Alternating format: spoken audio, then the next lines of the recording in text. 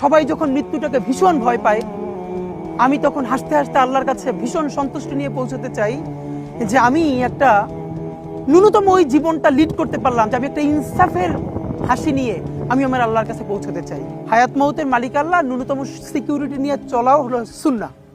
কিন্তু আমাদের লড়াইটা হলো, আমার মা স্বাভাবিকভাবেই কান্নাকাটি করেন, আমার পরিবার সবাই। তো আমি আমার মাকে বলেছি যে দেখো, মানে আমরা যে লড়াই নেমেছি, আমার একটা মনে হয় কি কোনো রাজনীতিবিদের না বাসায় মৃত্যুটা হইতে পারে না, এটা কোনো ভালো মৃত্যু না।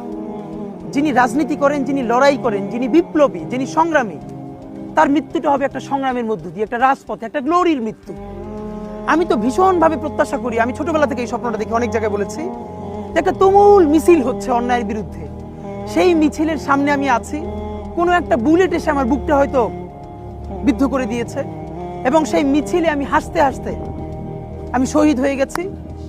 এবং সবাই যখন মৃত্যুটাকে ভীষণ ভয় পায়, আমি তখন হাসতে হাসতে আল্লাহর কাছে ভীষণ সন্তুষ্টি নিয়ে পৌঁছতে চাই যে আমি একটা ন্যূনতম ওই জীবনটা লিড করতে পারলাম, যে আমি একটা ইনসাফের হাসি নিয়ে আমি আমার আল্লাহর কাছে পৌঁছতে চাই। সুতরাং আগামী 50 বছর বাঁচলাম, কোনো ইম্প্যাক্ট তৈরি হলো না আমারে দিয়ে, দেশের জন্য, রাষ্ট্রের জন্য, উম্মার জন্য, জাতির জন্য।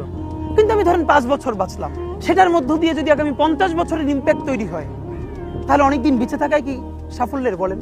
শহীদ প্রেসিডেন্ট জিয়াউর রহমান কয়টা দিন বেঁচেছেন, কিন্তু ভাবেন আজকে পর্যন্ত উনি আমার অনুপ্রেরণা।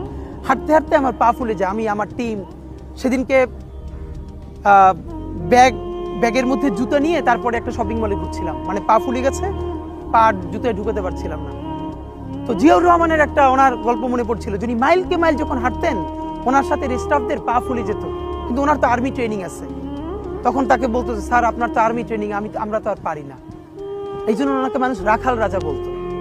তা আমরাও সারা বাংলাদেশের 56,000 বর্গমাইলে হাঁটতে চাই, আমরা ইনসাফের চাষাবাদ করতে চাই, একটা স্বাধীন সার্বভৌমত্বের সততার বাংলাদেশ তৈরি করতে চাই। আল্লাহ যে কয়দিন হায়াতে রাখবেন, এই লড়াইটা করব। যেদিন নিয়ে যাবেন, আমি স্বপ্ন দেখে যেতে চাই, আমি আমাদের এমন টিম, আমি আমার সন্তানকে রেখে যেতে চাই, আমার মৃত্যুর পরে যেন এই লড়াই বন্ধ না হয়, এই লড়াই যেন বাংলাদেশে কিয়ামত পর্যন্ত জারি।